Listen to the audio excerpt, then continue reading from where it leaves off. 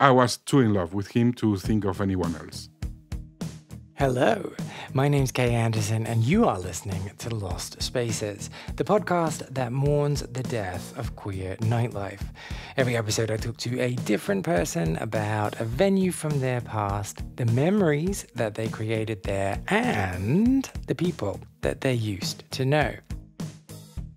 Okay, I have a quick question for you. Have you ever fallen in love with your best friend? Because, spoiler alert, it's a terrible, terrible idea. Or at least it is for most people.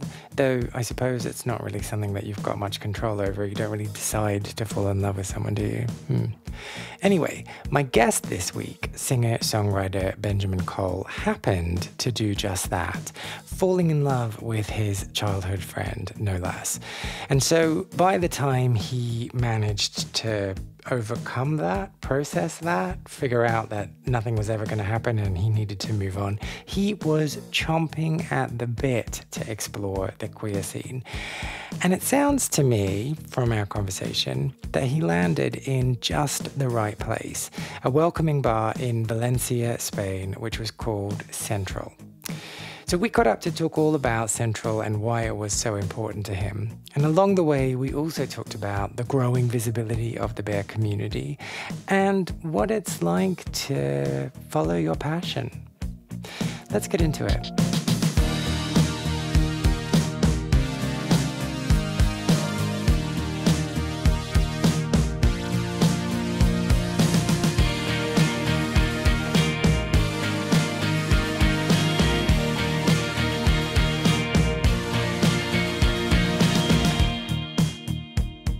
For me, a bear, the original concept, that's the one I identify with, it's someone who is attracted by guys that are not muscular or trying to be hot, or it's more of a state of mind, actually.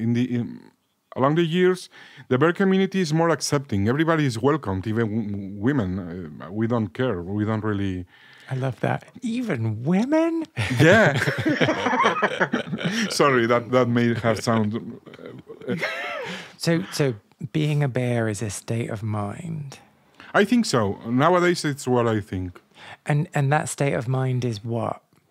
For me, it's being open to any... I don't really judge people by their appearance. I have friends in different sizes, and I would never do a party where one type of guy couldn't get in. I wouldn't do that.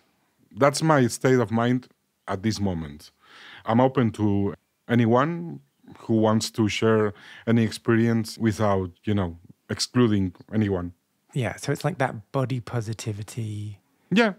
That's a good word. I never use it, the body positivity thing, because in some way it's like admitting you have a problem. You're like promoting something that's unhealthy and all that. And I'm the size I am.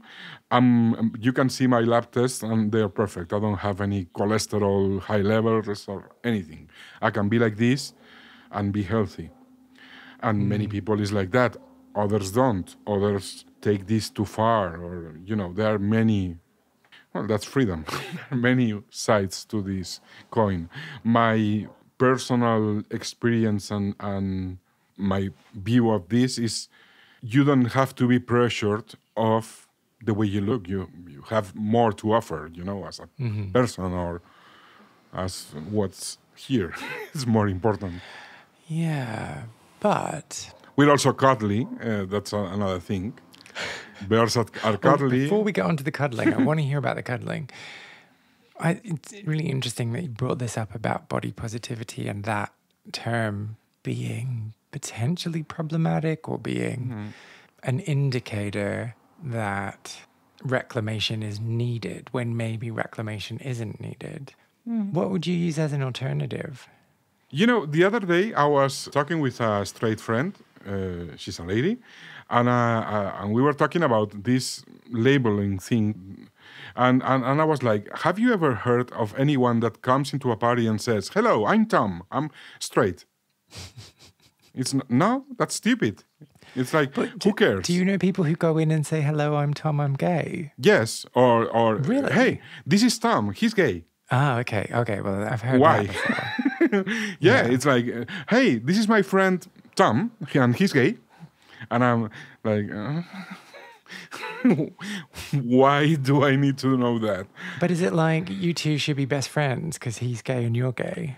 Yeah, but what happens when it's another lady, for example, and they know you're gay and she's straight? And it's like, that has happened to me with another lady that now is a good friend of mine. It was like, hey, this is Benjamin, and he's gay. He's a gay artist, you know? And I'm like, okay, yeah, I eat dick and play the piano. So I think bear, since it's a stupid term, it's less problematic because there's not like a second possible meaning behind.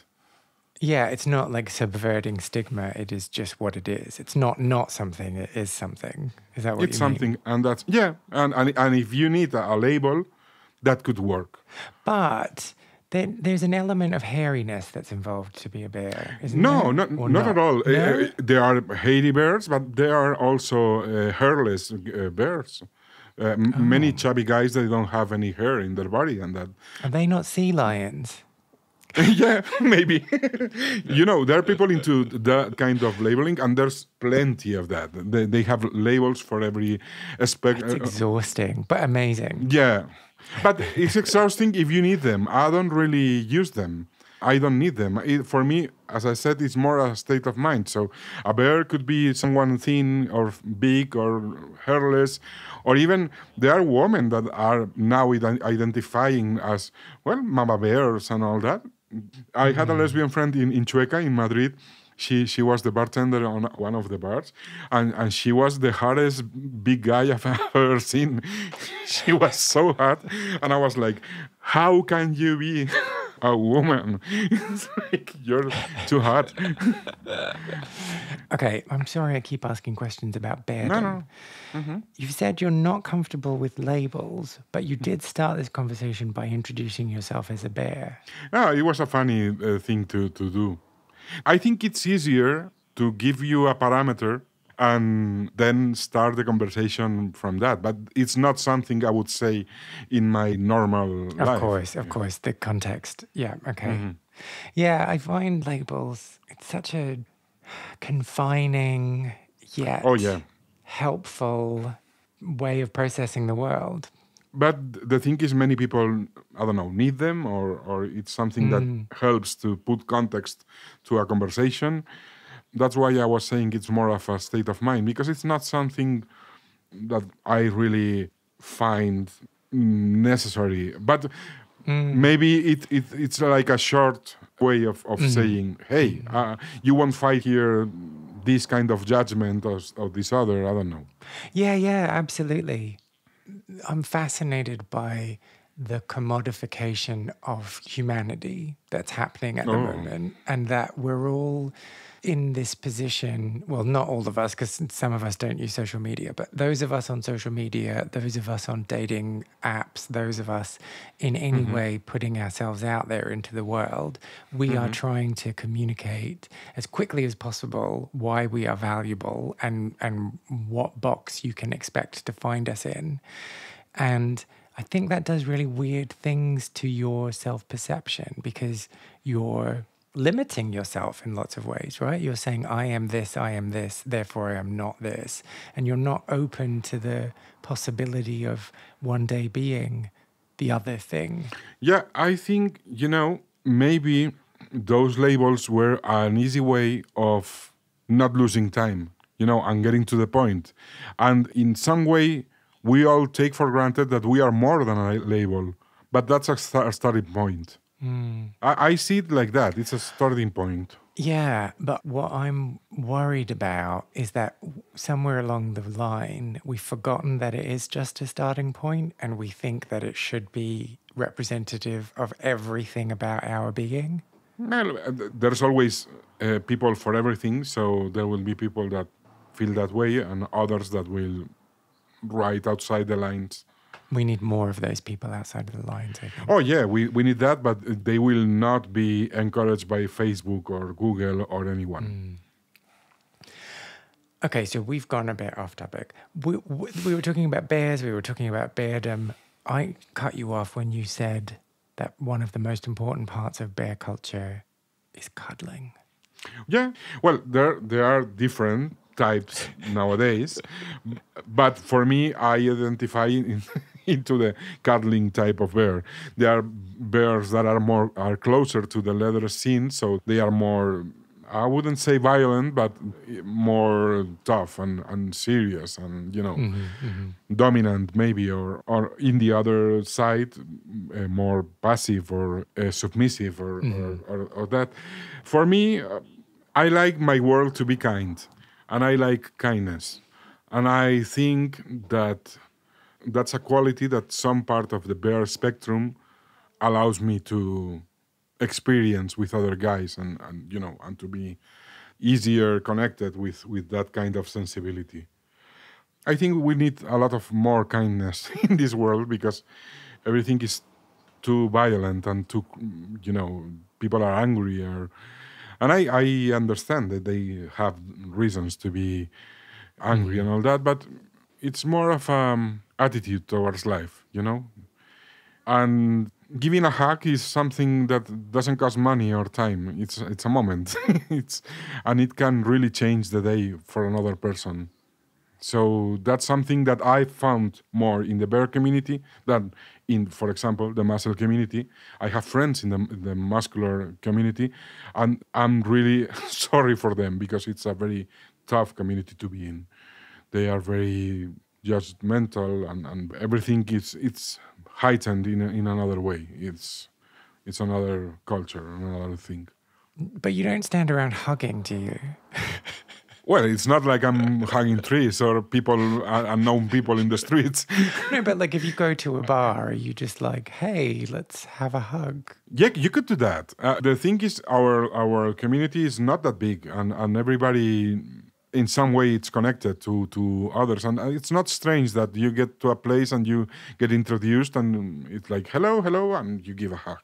It's not even to that. Strangers, though? Well, if you get introduced, it's not a problem. Well, there are people that go to glory holes and they don't have any introduction. That's different. Yeah, But so do you feel comfortable? I mean, this might be like my uptight Britishness like seeping through, but if I just meet someone for the first time and they go in for a hug, I feel like that's a lot. I don't feel that way. But it's me, and that's me. So once again, the problem is me. Is that what you're saying? No.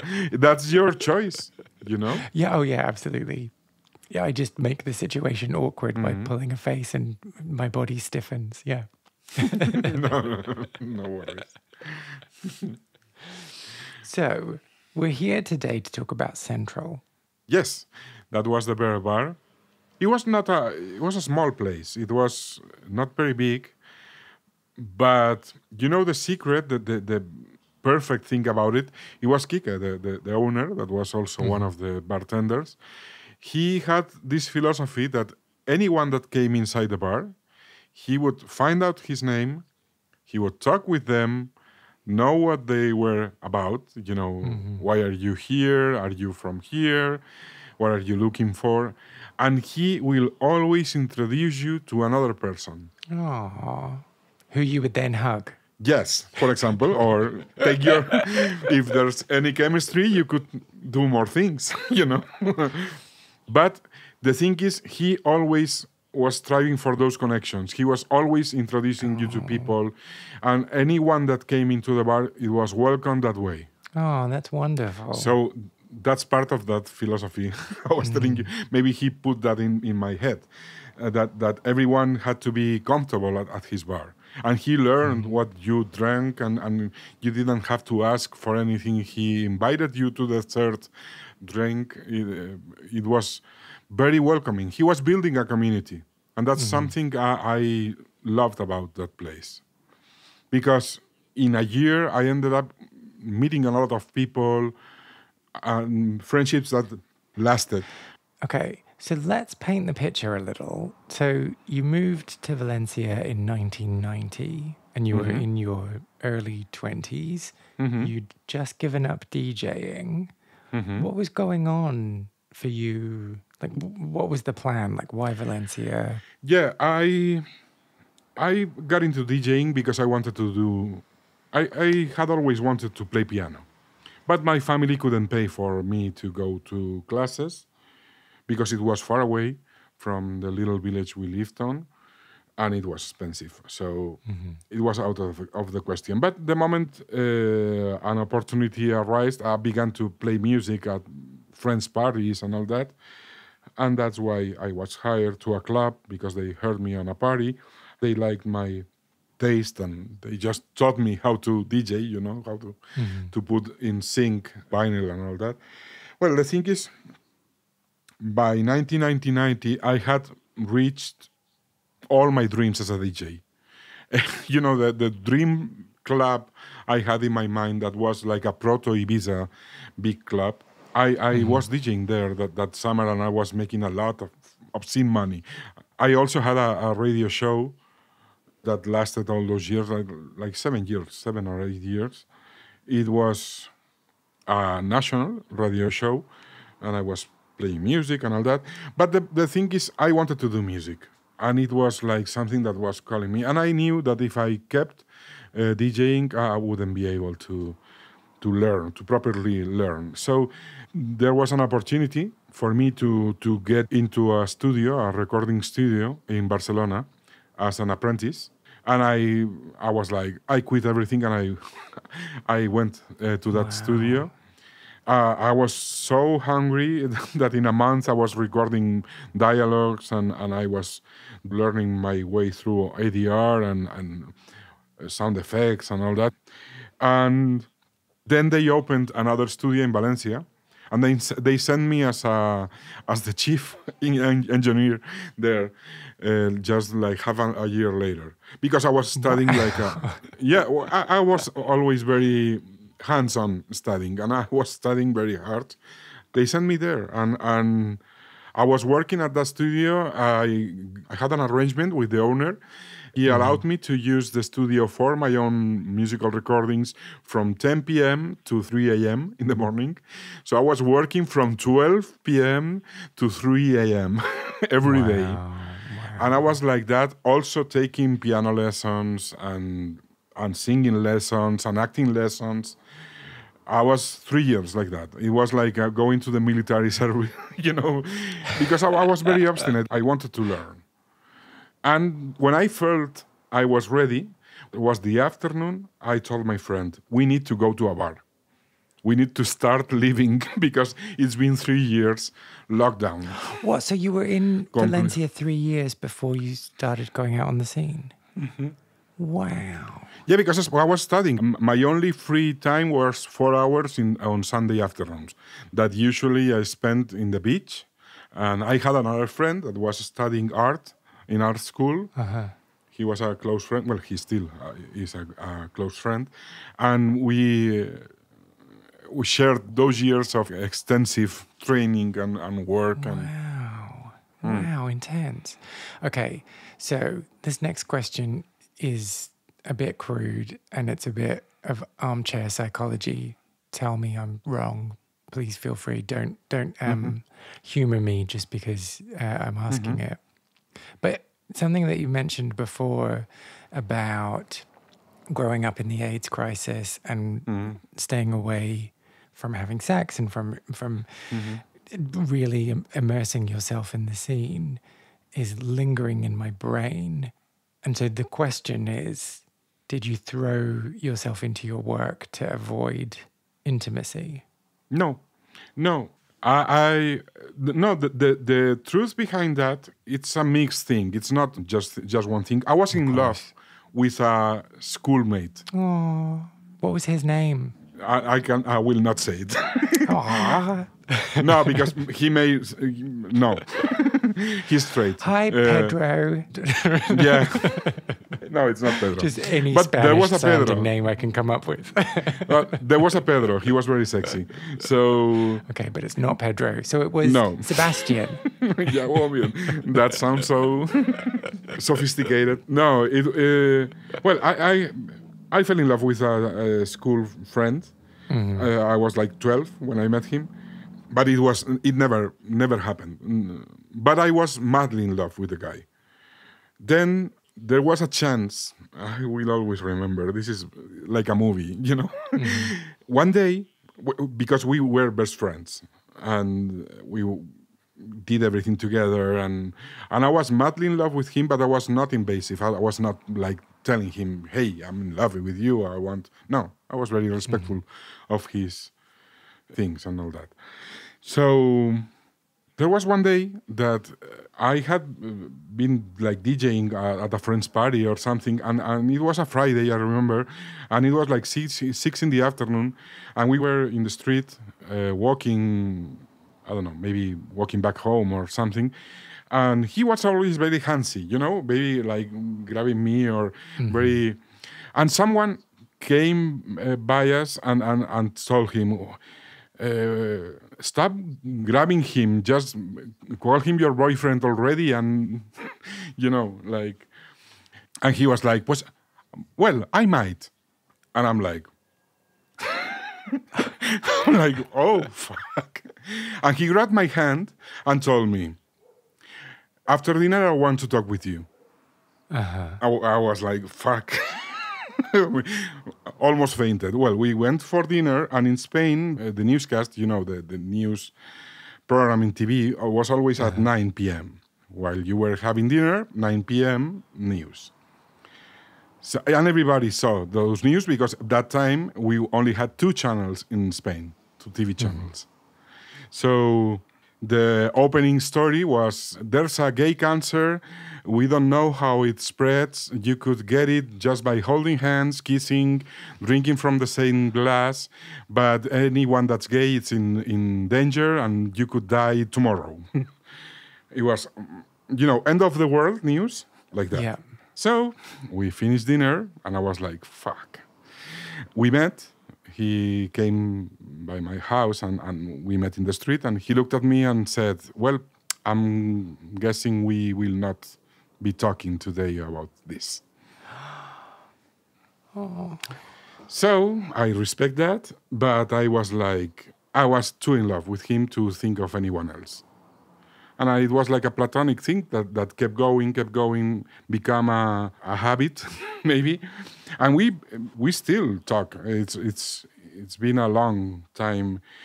And eventually, when I was in Valencia in 1992, I had a really open conversation about this.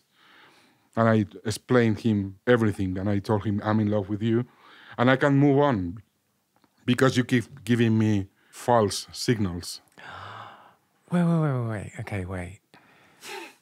10 years? Yes. 10 years you were holding out for this guy? Yes. Wow. Because he was giving you like just enough for you to think that there was a chance. But he was, you know, like grabbing you from hugging you or, you know, being there constantly, or I don't know. I couldn't really be friends with anybody but him. It was... So why in all that time did you not initiate a conversation? Because I was afraid. I was scared of losing him. I was scared of everything. I was in fear. I was living in fear about that. And then there was the AIDS thing. We didn't understand what it was about. And it was scary, and I don't know. Because in the other hand, I've always been a romantic, so that was a very romantic thing to do. I don't know. Well, a romantic thing to do was to pine after him. Is that what you mean? To be in love with the guy. But would you call it love? Yeah, at that time I called it love. I'm not really happy with myself about those years, but I didn't know better. I didn't have anyone that... And I'm really sorry if I'm coming across really judgmental in my questions. No. It's okay. It's okay. So what happened then when you had that conversation? He told me that he had thought about it, but he had a commitment with a girl, and he didn't want to betray that commitment. And the thing is, he stayed for a while at home with me. He came to Valencia and stayed at home. And he was, for a month, trying, forcing the situation, so it was me who took the first step, you know? He was like, and in fact, I already had my queer friend there, and he met him, and he was like, I don't like this guy, because he wants you to take the first step, and then if anything goes wrong, to blame you about this. We were kids. So he was like, I'm going to take a shower. And he came from the shower in a towel and was like moving around, trying to make me take the towel off. Yeah. And I was like, that was the first moment of clarity I had when I told him, I'm not going to take your towel off. If you want to take your towel off, it's your towel, you take it off, and I'll be super happy. But I'm not going to be the one that takes it off. And so this is the period where you had that conversation, where he then said that he was like betrothed, that's not the right word, that he was in a thing with a woman and that he couldn't pursue anything with you. Yeah. Did it stop then? Did these kind of shenanigans then stop, or did he keep behaving that way? They softened. It was a lower intensity thing. But then he was about to get married. He proposed to the... And then he came again. He came back. And was like, I need a reason not to do this. I'm like, I'm not going to be the reason you're not doing this. And I was freaked out. But in any case, this was what precipitated that I told my friend, let's go to a bar and have a life, because this is not, this can't be it, you know? Because it was not healthy, not for me, not for anyone in that story. The thing is, he married. He ended up marrying the lady. Oh. And he wanted me to go to the wedding, and I said no. I went to the reception afterwards. I was for 10 minutes, and it's a fun story because it inspired a song that was one of my biggest hits in the 90s. So treacherous. But okay, so then going to Central... was a liberation, was a choice of starting walking and saying, I need to learn what is it to be gay. And if there's a place for me... Have you finished learning? No. I'm very bad at it. What are the key ingredients to being gay? I don't know, sucking dick? Maybe. I don't know. No, I'm good on that subject, but there are others that escape me. No, but the thing is, I had been many years living in a strange world for me because everything was the other way around. You know, you went to a newspaper store and all the magazines were ladies without clothes, and I wanted a magazine with guys without clothes, and there weren't any on those stores, you know? It was like everything was in reverse. All the culture was straight. All the artists sang songs that were straight. Even Michael Jackson, poor thing, sang about ladies. And it was very... You felt like an outcast. So I just needed to find a place where there were more guys. I wouldn't have to be worried about his sexuality, you know? Or I think that's maybe why nowadays, if there's, you know, that there are many guys that have a kick on converting straight guys and all that. I'm the other way around. If I have the minimum suspicion that the guy is, I'm like, bye. I'm not going to try anything. So, okay. So we joked a little before about learning what it is to be gay. But I want to explore that more. Like how did that feel? When I said, let's go for it. I went for it. I didn't hold back. So when Kike began to tell me, you need to go to this place. Yeah, I'll go. You need to know what a dark room is. I'll go to the dark room. And yeah, and I tried everything. But the good thing about that is I discovered what I did like and what I didn't like. I didn't deny myself any of the experience.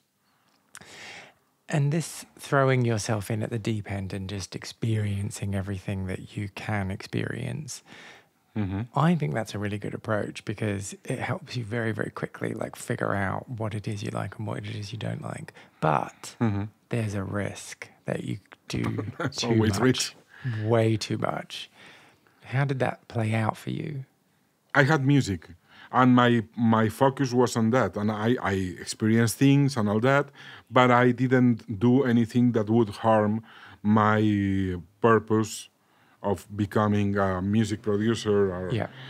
I had that objective in my life, and I also wanted to have a nice apartment, or there were things that I was not going to sacrifice to going crazy. And I never tried different things, but I think I was responsible most of the time, like trying to not ruin things for myself. Oh, okay. So you didn't go too far in the deep end. I did some stuff that was risky. I tried some stuff that was risky, and in fact, I had a big scare. I thought I got the bug in 1995 or something. There was a moment because I had another friend. Well, one thing that it's not very mentioned nowadays on gay series and everything, I had to take home 2 or 3 friends that were kicked out from their homes because they either got AIDS or said they were gay. And I had to take care of them. Back then, for example, another thing we are not saying is that all these friends, Kik and all that, I think they were living in the present because every week they were losing somebody. So there was something that some of them told you that was, take care, be careful, use a condom. You don't want to catch this. And there was the other story. There were other guys that said, man, you just live life and it's whatever happens. You had to do your choice, and my choice was, no, I want to stay healthy because I had that scare, and I was like, I don't want this for myself. So in dipping your toe into the water, into embracing the scene, into exploring your sexuality, what did it feel like, and I'm making an assumption here, what did it feel like to have attraction properly reciprocated? Okay, this is fun. This is a good question because it took me a long time to hook up with someone I really liked. I spent years going with people I didn't quite... They were not my real type. I enjoyed the experiences and all that, but it was not that easy to find, big guys back then. Maybe I wasn't in the... Yeah, maybe I wasn't in the right place because my friends were more into the leather scene and all that. I don't know. But it was not an easy thing. So I settled for different guys. It took me a long time to really find places where there were people that I really could fantasize about and could really... But it took me some time, and it was wonderful. And that's because the bear scene wasn't as developed then, or? Yes, and these guys were just not going out because they were worried they will not be accepted at the places or the clubs, or be looked down, or didn't have the clothes, or Another thing to have in mind is nowadays you can go any way to anywhere, but in that moment it was still many places it still had that 80s thing about you had to go with a certain look, and you couldn't like go with sneakers or even denim. Denim was forbidden in the 80s. You could not get inside a disco, a proper club, with denim or sneakers. That was forbidden. I would never leave the house. Well, maybe if you were there, I'd have chinos on. No, but it was the moment. The moment called for that. There was always like a false elegance thing going on, like a costumey. Yeah, flouncy shirts. I'm really fascinated by this, and I want to ask some follow-up questions. How did it feel then to finally have that experience? Awesome. It was wonderful. It was like, oh my God.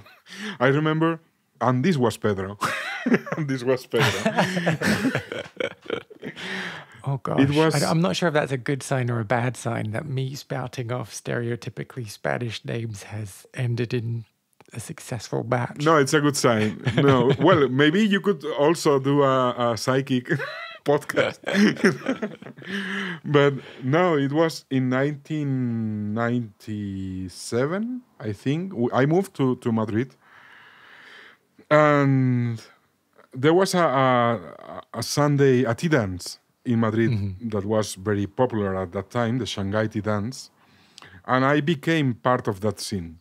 But the thing is, the place was very popular, so everybody that came to Madrid from anywhere, they went to that party because it was the place to be. And one day, a big guy comes from Barcelona, and all the waiters saw this guy and sent the message, "There's a chubby guy in the club, there's a chubby guy. Call him. He needs to go there and hook up with him." It was like our system because the Shanghai tea dance was more a place of skinny guys and muscular types and all that. It was not like... But this one was there, I don't know why. And the waiters was, "Do you want a beer? Stay here, we have a friend." And we end up meeting. And I remember when I saw him, like in the movies, my legs began to shiver. I was like trembling. Oh. Yeah, it was. Oh my God! I will remember that forever. Every time I saw him, I felt weak in my legs. I was like, I'm going to fall into the ground because he was so cute, and I'm like, oh. And I was like convinced he didn't like me. It's like, no, it's impossible. He wouldn't. Because I still have that to this day. I always think they don't like me or they hate me. If somebody is looking at me at a bar, I think he wants to hit me or something. It always takes a lot of help from my friends to say, no, he's into you. So we hook up, and it was wonderful, and it was the first time, and I will always remember that because it was like, this is unbelievable. Well, okay, so I'm quite interested in this network of waiters that you have acting as your pimp. How did this happen? Did you tell everyone, like, be on the lookout for me? No, the thing is, I was a strange bird. The DJ, whom I began to do remixes with, he told everybody, after every night, we all met staff and all that, and friends, and he told them, he likes big guys. He's not interested in you or you, because they were very... And for example, there was a guy that everybody wanted to be with him. He was like muscular and handsome by the book. And I was like, I would never anything with you. It's like not happening. And they were like, they couldn't believe that. They were like, oh my God, it's impossible that you don't like this guy. No, I don't like this guy. And what do you like? I like bigger guys. How? How was that? and yes, I like bigger. So it was like for them it was like a fun thing. It was like a guy that doesn't like hot guys. So that's why they all knew. And the moment they saw another big guy, they were like, hey. Okay, so we've somehow ended up in Madrid. Let's go back to Valencia and let's go back to Central. Why was that the club that you wanted to talk about today? Because it's the place where I set the foundation of who I am today. Many things happen there that define me as a person in the years to come. For example, I had my gay dads, I met them in that place or through that place. And they were very important to me. They made me feel special. I don't know, it was the first time in my life somebody made me feel special. And Kike taught me what the ideal place of encounter should be. You know, the ideal place where you meet with other people with similar tastes and like you. I don't know. I learned to interact. I learned a lot of things there. So, okay, to finish us off, let's stay in that world. Let's stay in the Valencia of the early 90s when you were at a point in your life where you were like, okay, I need to go out. I need to start like experiencing this thing out there, this queer scene. If you could give that version of yourself a piece of advice, what would you say? Don't be afraid. I think that's the most important. Second would be enjoy. Enjoy the moment, enjoy the present. But the first would be don't be afraid. Do you think you're not afraid now? I'm less afraid. Much less. Not completely over it because it seems to be part of my building blocks, but I'm much less dominated by fear, or my motivations are other nowadays. They're different. Yeah, it's kind of like, how can you make that fear work for you, right? Because fear is part of the human condition.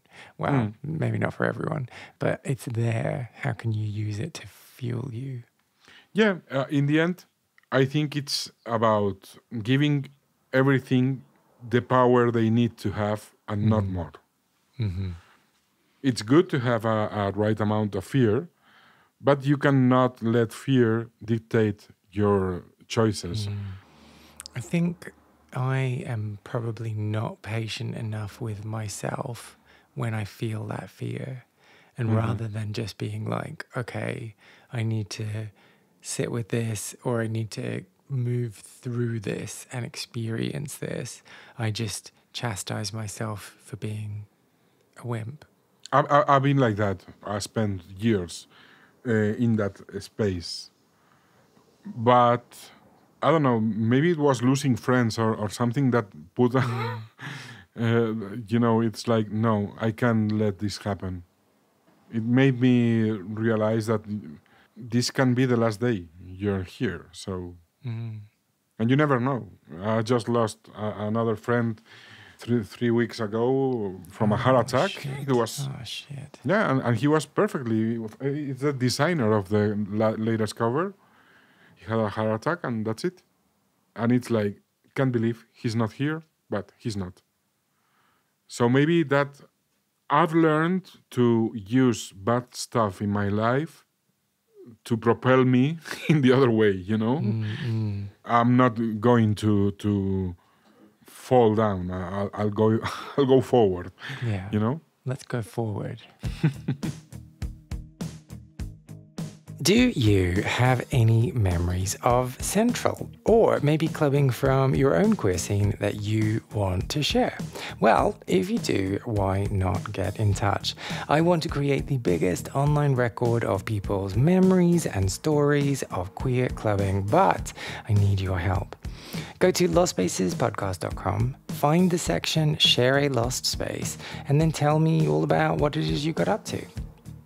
Or you could also reach out to me on Facebook or Instagram, where my handle is Lost Spaces Pod. whilst you're rooting around on the internet, why not find out more about Benjamin by visiting his website, benjaminkoll.com, or you can follow him on his socials on Facebook, Instagram, Twitter, TikTok, YouTube, and I'll make sure that I will include the links in the show notes for this episode. Oh, I just realized I called it Twitter. I shouldn't have called it Twitter. I meant X. You know what I meant. If you enjoyed this episode, I would really appreciate if you took the time to subscribe, leave a review on your podcast platform, or just tell other people who you think might be interested in giving it a little listen too. My name's Kay Anderson, and you are listening to Lost Spaces.